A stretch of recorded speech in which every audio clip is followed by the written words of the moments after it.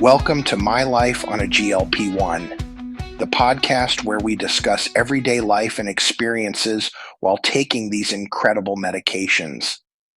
I'm Scott Johnson, and I'm here with my co-host, Sarah. Today we're diving into something that's been absolutely fascinating me lately, how social media is becoming this unexpected early warning system for GLP1 side effects that clinical trials completely missed. Yeah, it's wild. I mean, who would have thought that scrolling through Reddit at 2 a.m. would actually contribute to medical research? Right? So here's what's happening. People are sharing their real world experiences on platforms like Reddit, TikTok, Facebook groups, and researchers are starting to pay attention because they're finding patterns that never showed up in those carefully controlled clinical trials. Exactly. And it makes sense when you think about it. Clinical trials are amazing, don't get me wrong, but they have limitations. You've got maybe a few thousand people, they're monitored super closely, they're in this controlled environment for a relatively short period of time. But in the real world, you've got millions of people taking these medications for months or years, living their actual lives. Right, and dealing with real world stress and different diets. Exactly. And that's where some really interesting stuff is emerging. So let me share some of the patterns people are reporting that weren't really on anyone's radar during clinical trials. First up, emotional changes. And I'm not talking about mood swings from blood sugar fluctuations. Oh, this one's fascinating. People are talking about crying at commercials they never would have cried at before, feeling more emotionally sensitive overall. Some describe it as feeling like their emotional volume got turned up a notch. And here's the thing. This makes sense when you consider that GLP1 receptors aren't just in your gut and pancreas.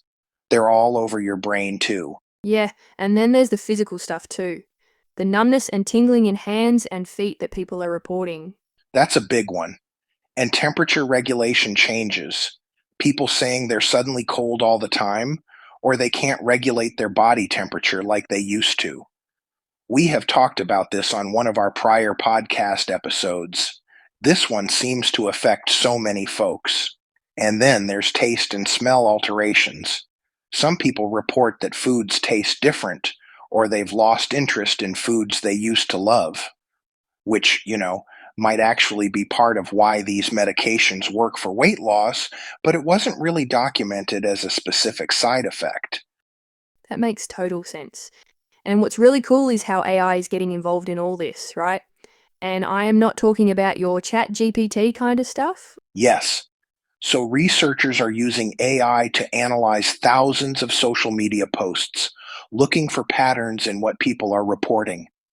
The AI can identify clusters of symptoms that keep appearing together or side effects that seem to emerge after certain time frames.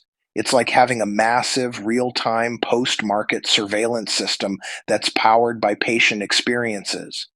Although I have to admit, it's kind of spooky when you think about it. And honestly, there's something really powerful about that community aspect too. People sharing their experiences, feeling less alone in what they're going through.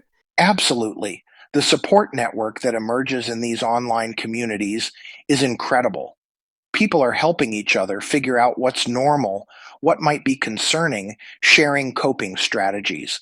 But here's where we need to be careful, and this is super important. Right, the responsible use piece. Exactly. Social media can be incredibly valuable for identifying patterns and finding community support, but it shouldn't replace medical advice. If you're experiencing side effects, that conversation needs to happen with your healthcare provider. What you're reading online can help you ask better questions and advocate for yourself, but it shouldn't be your only source of medical information. And remember that everyone's experience is different. Just because someone online had a particular side effect doesn't mean you will, or that you should stop your medication without talking to your doctor. I cringe reading people online giving dosing advice and comparing results against one another. Some of it can be so toxic.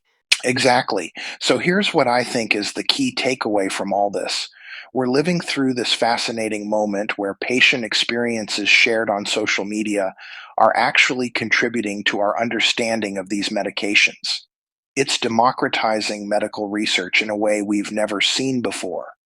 The combination of millions of real-world experiences plus AI analysis is giving us insights that traditional clinical trials might have taken years to uncover, if at all.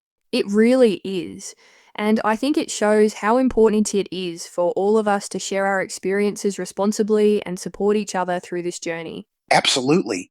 As you know, Sarah, that is one of the reasons I saved all of my experiences and published it in a book, which you can all get on Amazon. Plus, you have your website with a lot of great tips and tricks, which I always encourage people to check out. This whole social media world is so fascinating. I mean, the good, the bad, and the ugly. Sometimes people are too obsessed with getting likes, you know? However, speaking of that engagement, I hope you will all take time to support our podcast with a 5-star review. It's not about the likes, but about expanding our community in the algorithm. We always appreciate your support there. As we come to a close for today, what final insights do you have for us today, Scott? The next time you see a Reddit thread titled, "Is anyone else suddenly super emotional about bread?" remember that behind the humor lies genuine human experience. And that experience, multiplied across thousands of people willing to share their stories, is advancing medical knowledge in real time. We are all part of this massive living laboratory, and by sharing our experiences responsibly and learning from each other, we are building a future where medications work better because we understand them more completely. So keep sharing your stories, keep supporting each other, but always remember to loop in your healthcare team. On behalf of Sarah, I'm Scott Johnson. Thanks for listening. And remember, you are not alone if you catch yourself crying at a Subaru commercial. Love your journey, my friends.